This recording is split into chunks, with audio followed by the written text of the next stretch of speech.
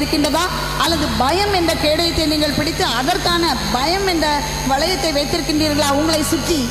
So my friend, you can build the insulation strong or you can weaken the insulation by your words. உங்களை சுற்றிலும் அந்த பாதுகாப்பை நீங்கள் அதை அதிகமாக உறுதியாக்கி கொள்ள முடியும் அல்லது அதை நீங்கள் பலவீனப்படுத்த முடியும். எப்படி என்றால் உங்களுடைய வார்த்தையினால். So when a person is speaking to us, நம்மிடத்தில் யாரோ ஒருவர் பேசுகின்றார்கள் என்று வைத்துக் கொள்வோம். and all the time speaking about the problem, எப்பவும் பிரச்சனையை பற்றியே நம்மகிட்ட பேசிட்டு இருக்காங்கன்னு வச்சுக்குவோம். all the time speaking about their situations and circumstances, அவங்க வாழ்க்கையில் உள்ள நிகழ்வுகள் சூழ்நிலைகள் இதை பற்றியே பேசிட்டு இருக்காங்க. they have weakened their own insulation.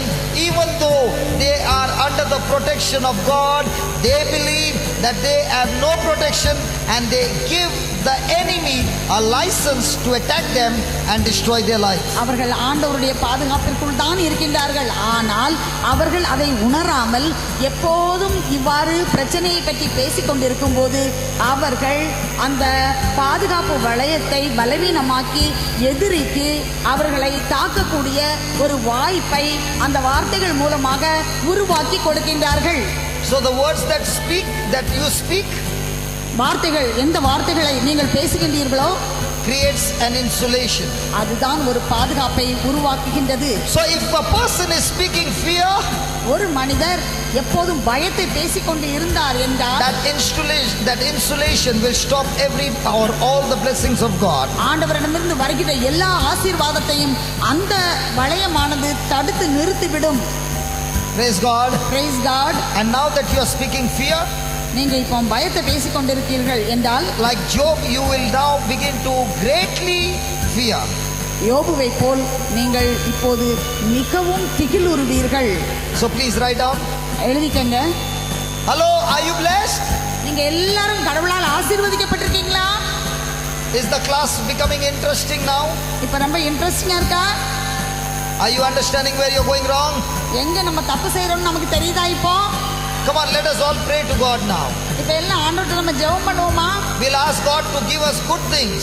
ஆண்டவர் நமக்கு நல்ல காரியங்களை தரணும்னு ஜெபிப்போமா? Are you ready? எல்லாம் ரெடியா? All those who are ready, put your hands up. Are we all ready now? நீங்க எல்லாரும் ரெடியா இருக்கீங்களா? Shall we pray to God? நம்ம ஆண்டவரிடத்துல ஜெபிப்போமா? Let us all pray to God. நம்ம எல்லாம் ஜெபிப்போம். To give us good things. நமக்கு நல்ல காரியங்கள். All those who want to pray to God to give us good things, lift your hands. ஆண்டவர் நல்ல காரியங்களை உங்களுக்கு தர வேண்டும் என்று விரும்புகிறவர்கள் கையை உயர்த்துங்கள். Is God going to give you good things? ஆண்டவர் உங்களுக்கு நல்ல காரியங்களை தர போறாரா? Hello, is God going to give you good things? கடவுளா உங்களுக்கு நல்ல காரியங்களை தர போறாரு?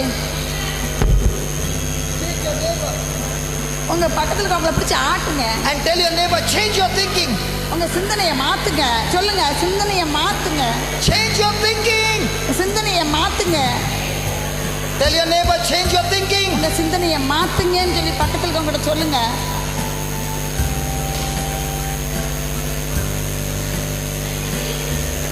Enough.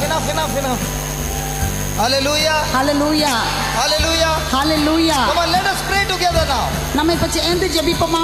We'll pray to God to give us good things. ஆண்டவர் நல்ல காரியங்களை தர வேண்டும் என்று ஜெபிப்போமா? அடி விழும்.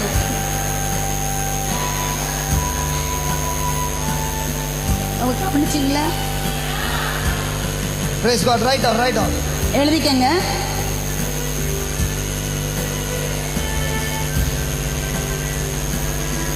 I build and I strengthen the shield.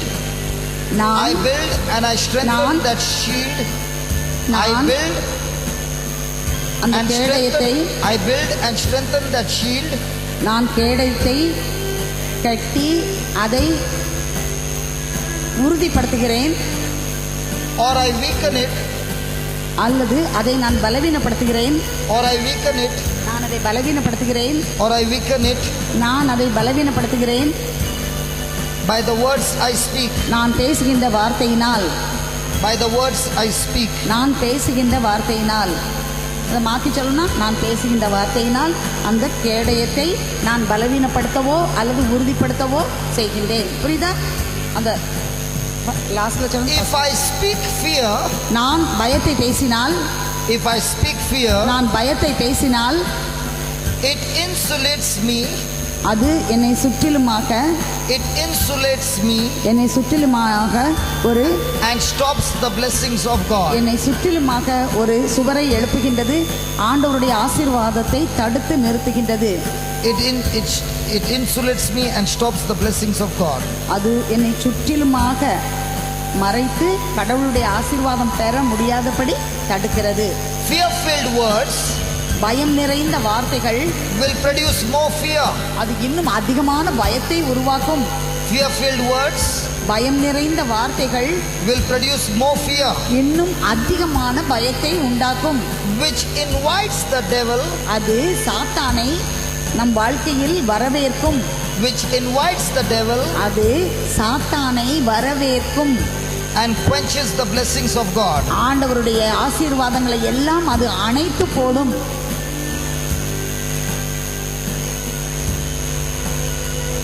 Praise the Lord. Praise the Lord.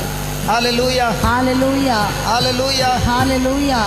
Did you understand that? Please read that what you wrote. இப்போ எழுதுனதை வாசிங்க.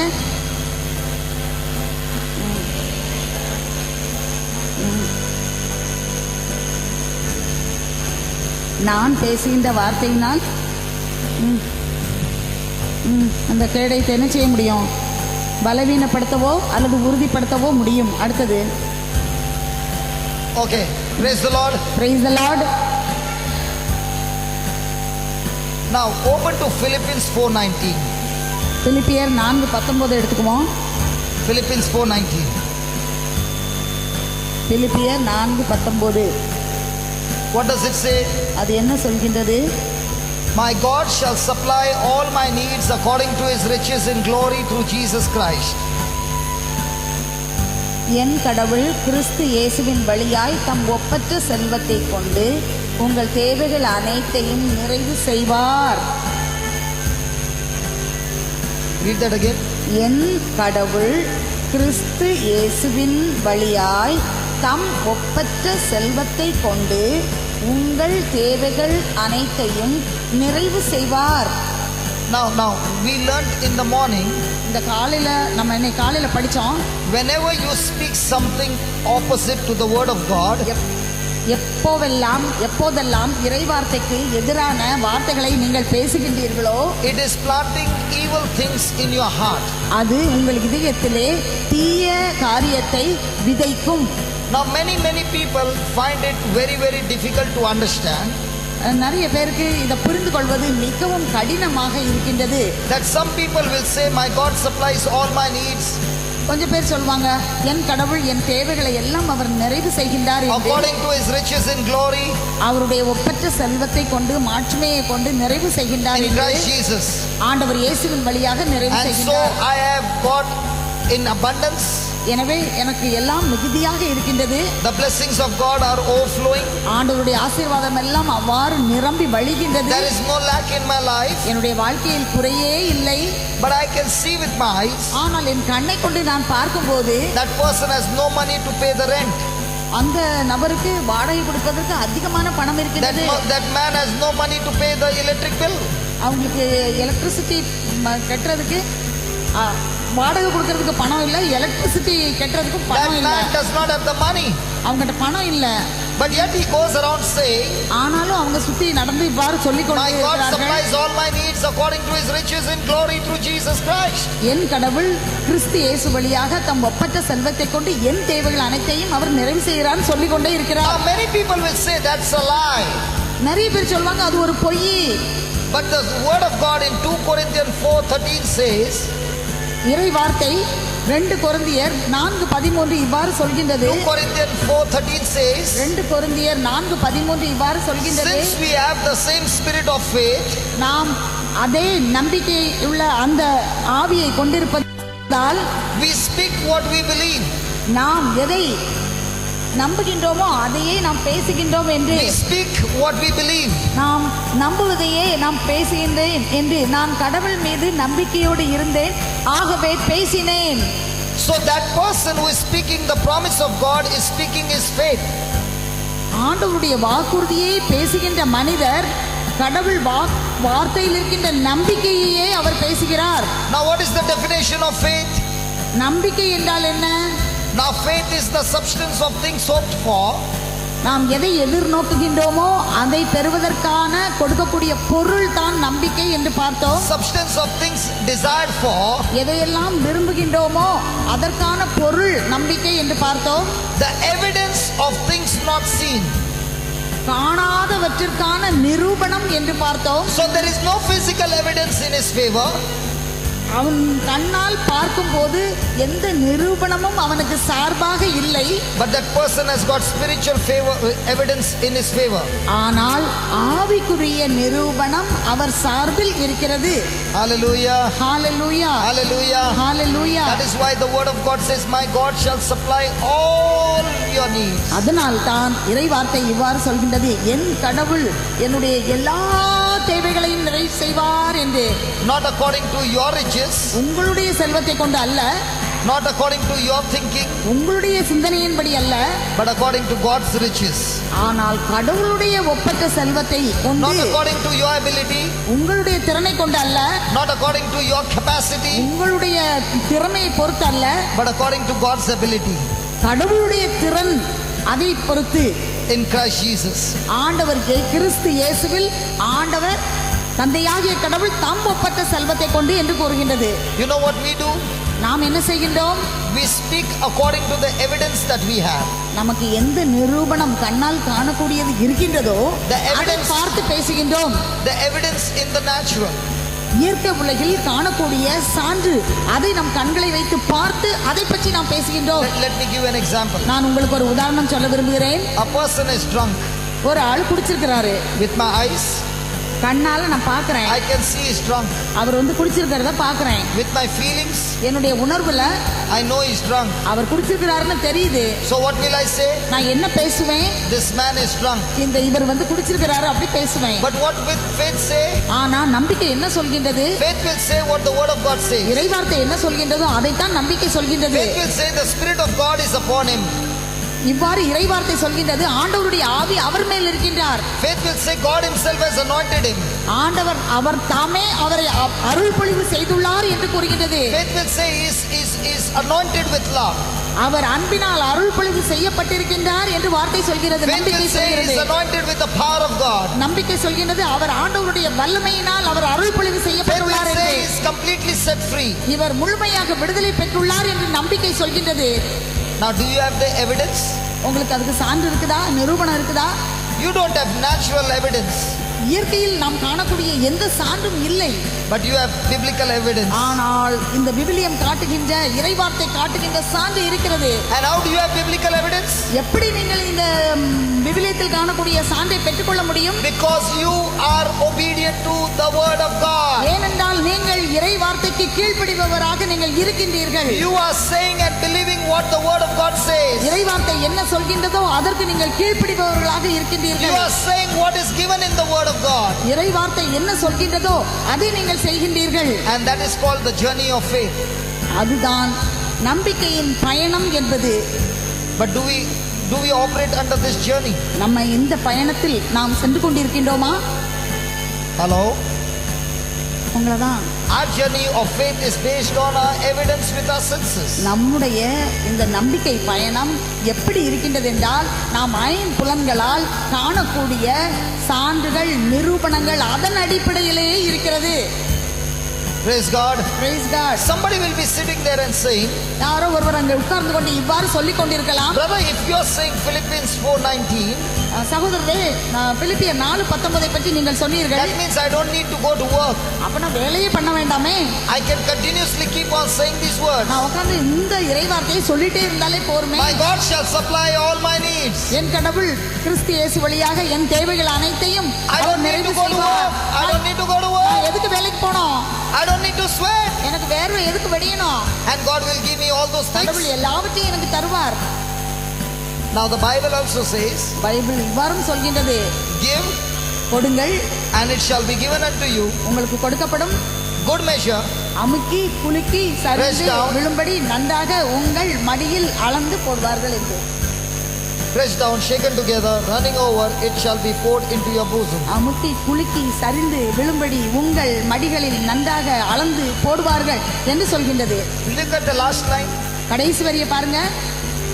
Say that again.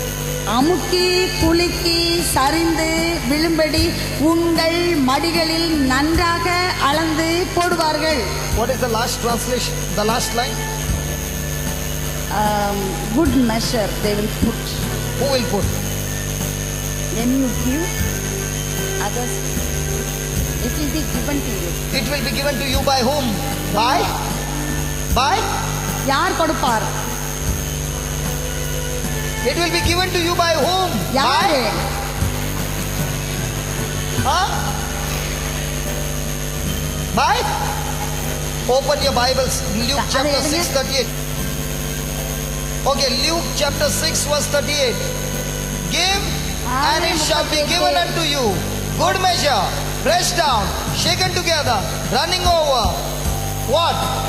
Man, not God, not God, not God, not God, not God, not God, not God, but man will pour into you. அளந்து போடுவார்கள், மனிதர்கள் கொடுப்பார்கள், கடவுள் அல்ல. கொடுங்கள் உங்களுக்கு கொடுக்கப்படும், அமுக்கி குலுக்கி சரிந்து விழும்படி நன்றாய் அளந்து உங்கள் மடியில் போடுவார்கள். போடுவார்கள். Yeah. What is போடுவார்கள்? People will. போடுவார்கள், போடுவார்கள், போடுவார்கள், போடுவார்கள். So who is going to give you? போடுவார்கள். அடுத்தவங்க. People is there, no? போடுவார்கள்.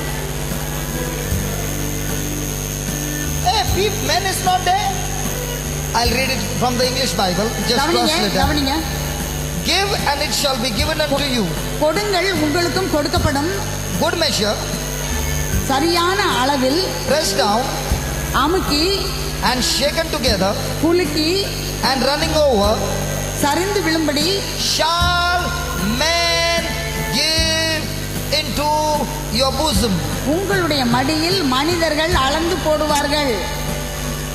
Now the Bible clearly says man. It doesn't say God. Tamil not given. Tamil everything God, God, God, God, God. Men, the word is not there. Men. Yeah, man. ஆங்கிலத்தில் அந்த டிரான்ஸ்லேஷன்ல எப்படி இருக்குன்னா மனிதர்கள் அளந்து போடுவார்கள். நம்ம மனிதர்கள்ங்கிறது தமிழ்ல இல்ல, அளந்து போடுவார்கள் அப்படி இருக்குது. So who is supposed to give you? யாரு நமக்கு திருப்பி தரணும்? Who is supposed to give you? யார் நமக்கு திருப்பி தருவாங்க? When will they give you? எப்ப தருவாங்க? When you? But do we have the nature to give or the nature to take? நம்ம கொடுக்கிற இயல்பு இருக்கா அல்லது அப்படி வாங்கிக்கிற இயல்பு இருக்கா? What is she saying? Always getting, not giving. That's the nature. And that is why God cannot supply all your needs. அதனால தான் உங்கள் தேவைகள் அனைத்தையும் கடவுளால பூர்த்தி செய்ய முடியல, நிறைவேற்ற Even முடியவில்லை. though it is God's will to supply all your needs. உங்களுடைய தேவைகளை எல்லாம் நிறைவேற்ற வேண்டும் என்பது கடவுளுடைய விருப்பமாக இருந்தாலும், Because you are not a giver, நீங்கள் கொடுப்பவராக இல்லாத காரணத்தினால் you have no favor with man. உங்களுக்கு மனிதர்களிடமிருந்து எந்த சலுகையும் You கிடைக்கவில்லை. don't have favor with God. உங்களுக்கு கடவுளிடமிருந்தும் எதுவும் கிடைக்கவில்லை. And that is why you are wondering, I'm coming to church praying, God give me, God give me, God give me, give me. அதனால தான் நம்ம ஆலயத்தில் வந்து கோயில்ல வந்து ஆண்டவரே தாரும் தாரும் ஆண்டவரே தாரும் ஆண்டவரே அப்படி சொல்றோம்.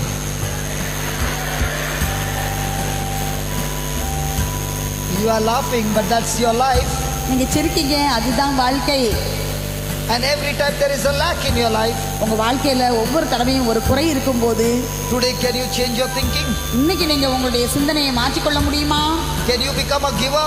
நீங்க கொடுப்பவராக மாறுவீர்களா? Can you go and help some poor? யாருக்காவது வசதி இல்லாதவங்க ஏழைங்களுக்கு நீங்க உதவுவீங்களா?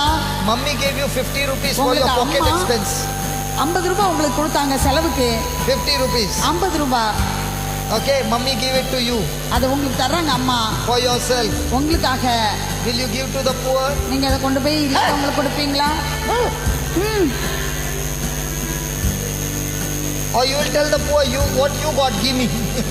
உங்க டைம் இருக்காது, எனக்கு கொஞ்சம் தாங்களேன் அப்படி கேட்பீங்களா? Sariya, please write down. எழுதிக்கங்க.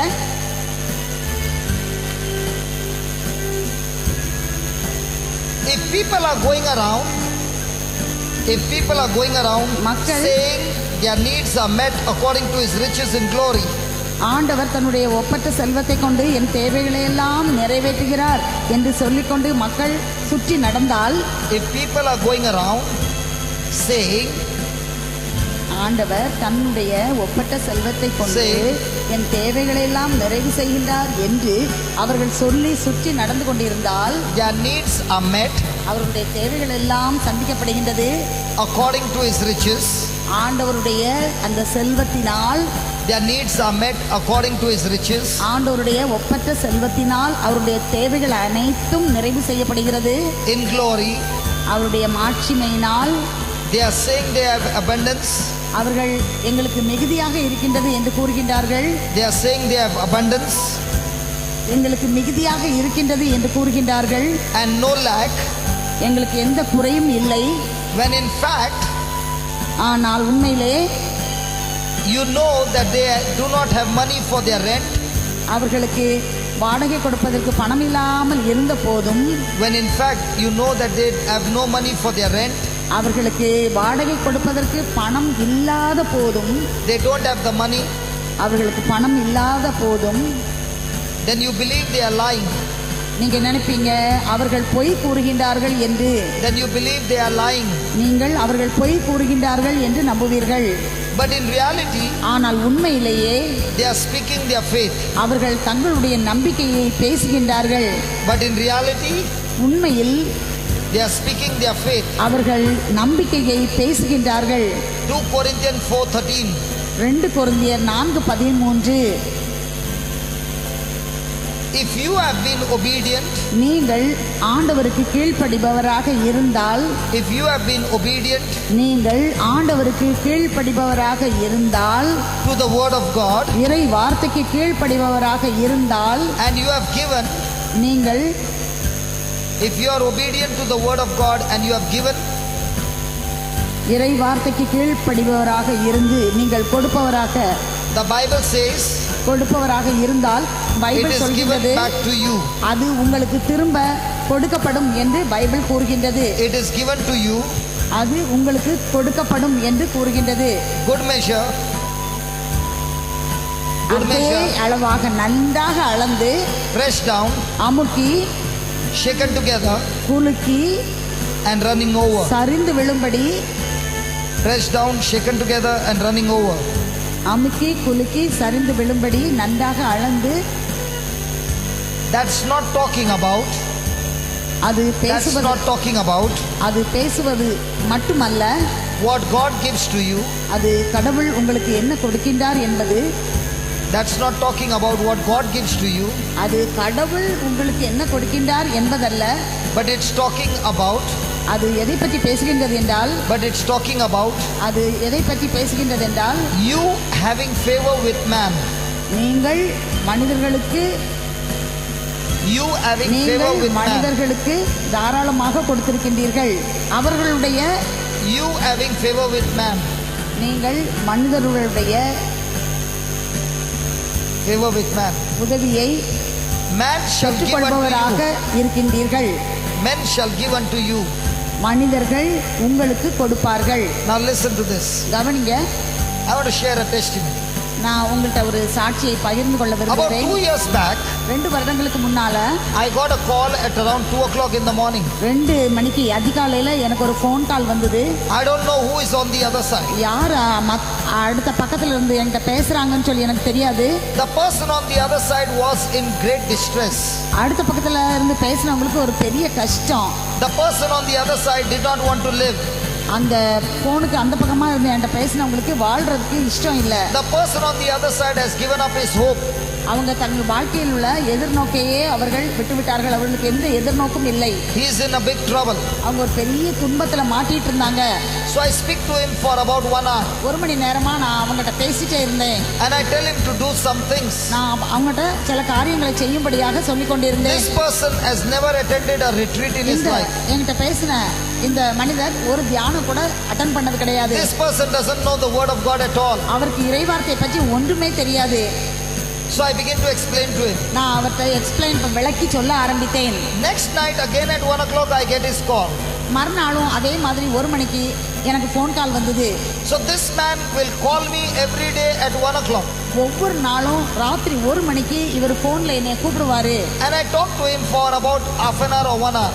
நான் அரை மணி நேரமோ அல்லது 1 மணி நேரமோ இந்த நபர்கிட்ட நான் பேசிட்டு இருப்பேன். It goes on happening for weeks.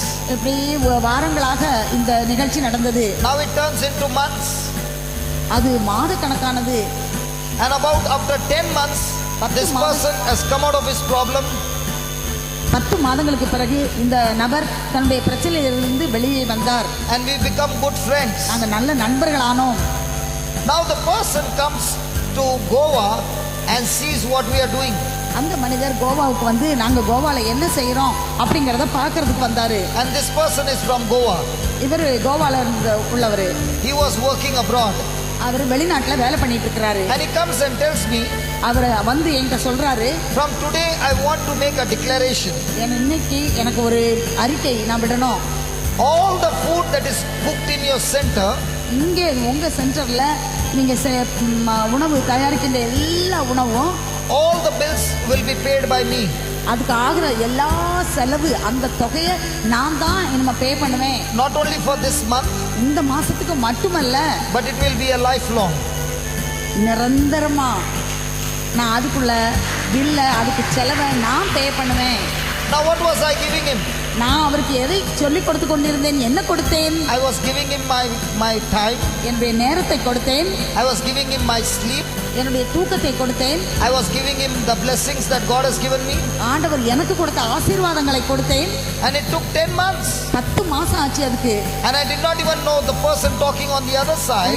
அது யாருன்னு கூட எனக்கு தெரியாது. அடுத்த பக்கம் என்கிட்ட பேசினவங்க would pay all the bills regarding food. சாப்பாட்டுக்காக செலவையெல்லாம் அவர் கொடுப்பாருன்னு சொல்லி எனக்கு தெரியவே தெரியாது. I just came from Goa. நான் இப்போ கோவால இருந்து தான் வந்தேன். We had a 3 days retreat. அங்க 3 நாள் தியானம் இருந்தது. And the crowd was 2100. 2100 பேர் இருந்தாங்க அங்க. And lunch was served to everybody. எல்லாத்துக்கும் மத்தியானம் சாப்பாடு கொடுத்தோம். Having rice and chicken gravy. சாதம் அப்புறம் சிக்கன் குழம்பு. Sometimes it is chicken fried rice and chicken chili. Chicken fried rice, chili chicken அதெல்லாம் கொடுத்தோம். Our mouth is watering. Yes, it was very tasty. Our mouth is watering. உங்களுக்கு வாயில தண்ணி ஊறுது அப்படி சாப்பிடணும். The translation is not becoming very easy. Translation அப்படி ரொம்ப many people will be thinking she loves chicken fried rice. எல்லாரும் நினைச்சிட்டு இருப்பாங்க, ஐயோ இவங்க சிக்கன் ஃப்ரைட் ரைஸ்னா வெட்டுவாங்களா இருக்கும். She loves chicken chili. இவங்களுக்கு சில்லி சிக்கன் தான் பிடிக்கும். Very sad to tell you. ரொம்ப வருத்தமா இருக்கு எனக்கு சொல்றதுக்கு. She is a pure vegetarian. இவங்க ஒரு சுத்தமான சைவமாக்கும். Vegetarian. Hallelujah. Hallelujah. Hallelujah. Hallelujah. So when will God supply all your needs? எப்போது ஆண்டவர் உங்கள் தேவைகளை எல்லாம் நிறைவு செய்வார்? When you obey His word. நீங்கள் ஆண்டவருடைய வார்த்தைக்கு கீழ்ப்படிந்தால். And you are a giver. நீங்கள் கொடுப்பவராக மாறினால். Write down. எழுதிக்கங்க. When I speak the promise out of my mouth. ஆண்டவருடைய வாக்குறுதியை என் வாயை திறந்து பேசும்போது. When I speak the promise of God out of my mouth. ஆண்டவருடைய வாக்குறுதியை என் வாயை திறந்து நான் பேசும்போது. When I speak the promise of God out of my mouth. ஆண்டவருடைய வாக்குறுதியை என் வாயை திறந்து பேசும்போது. I implant the promise within my spirit. என்னுடைய ஆவிக்குள் அந்த I implant that promise within my spirit. அந்த வாக்குறுதியை என் ஆவிக்குள் நான் நட்டு வைக்கின்றேன். It becomes a part of me. அது என்னுடைய ஒரு பகுதியாக மாறுகின்றது. It becomes a part of me. அது என்னுடைய ஒரு பகுதியாக மாறுகின்றது. So the master key.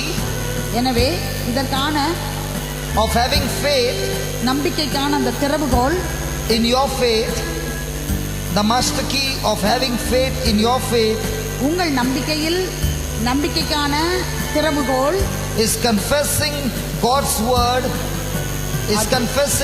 word, அது இறை வார்த்தையை அறிக்கையிடுவதில் அடங்கி இருக்கிறது. until it becomes a part of you. உங்களில் ஒரு பகுதியாக அது மாறும் வரைக்கும் நீங்கள் அறிக்கையிடுவதில் அடங்கி இருக்கிறது. Until it becomes part of you. அது உங்கள் வாழ்க்கையில் உங்களில் ஒரு பகுதியாக மாறும் வரை. The words that come out of my mouth, என் வாயிலிருந்து வார்த்தைகள், the words that come out of my mouth, என் வாயிலிருந்து வரும் வார்த்தைகள் have more effect. அதிகமான சக்தி இருக்கின்றது. The words that come out of my mouth have more effect. அதற்கு அதிகமான விளைவு இருக்கின்றது. என்னுடைய ஆவிக்குள் அதனுடைய விளைவு அதிகமாக இருக்கின்றது. The words coming out of my mouth have more effect on my spirit. என் வாயிலிருந்து வரக்கூடிய வார்த்தைகளுக்கு என் ஆவியில் உண்டாக்குகின்ற விளைவு அதிகமாக இருக்கின்றது. Then the words of others. மற்றவருடைய வார்த்தையை காட்டிலும் என் வார்த்தைக்கு என் ஆவிக்குள் அந்த விளைவை ஏற்படுத்தக்கூடிய சக்தி இருக்கின்றது. Write down 1 John 5:4. 1 யோவான் 5:4. 1 John 5:4 says, whatsoever is born of God overcomes the world. கடவுளிடமிருந்து பிறப்பதெல்லாம் உலகை வெல்லும். உலகை வெல்வது நம் விசுவாசமே. And this is the victory that overcomes the world, our faith. இந்த உலகை வெல்வது நம் நம்பிக்கையே. So write down, if faith is the victory, நம்பிக்கை என்பது வெற்றி என்றால், that overcomes the world, உலகை வெல்வது என்றால், then victory comes through faith. வெற்றி நம்பிக்கை வழியாகத்தான் வருகிறது. Then victory comes through faith. வெற்றி நம்பிக்கையின் வழியாக வருகிறது. In the word of God, இறை வார்த்தையில், இறை வார்த்தையில் which abides in you, உங்களில் நிலைத்திருக்கின்ற இறை வார்த்தையில் வருகின்றது. So when the word of God abides in you, இறை வார்த்தை உங்களுக்குள் நிலைத்திருக்கும் என்றால், so when the word of God abides in you, இறை வார்த்தை உங்களுக்குள் நிலைத்திருக்கும் என்றால், you have faith. உங்களுக்கு நம்பிக்கை இருக்கின்றது. When the word of God abides in you, you have faith. இறை வார்த்தை உங்களுக்குள் நிலைத்திருந்தால் உங்களுக்கு நம்பிக்கை இருக்கின்றது. It is not head faith. அது தலையிலே சிந்தனையிலே இருக்கக்கூடிய அந்த நம்பிக்கை அல்ல, but it is heart faith. அது இதயத்தில் இருக்கக்கூடிய நம்பிக்கையாகும். So when the word becomes part of you, அந்த இறை வார்த்தை உங்களில் ஒரு பகுதியாக மாறும்போது, when the word becomes part of you, இறை வார்த்தை உங்களில் ஒரு பகுதியாக மாறுகின்ற பொழுது, every time lack shows up, ஒவ்வொரு முறை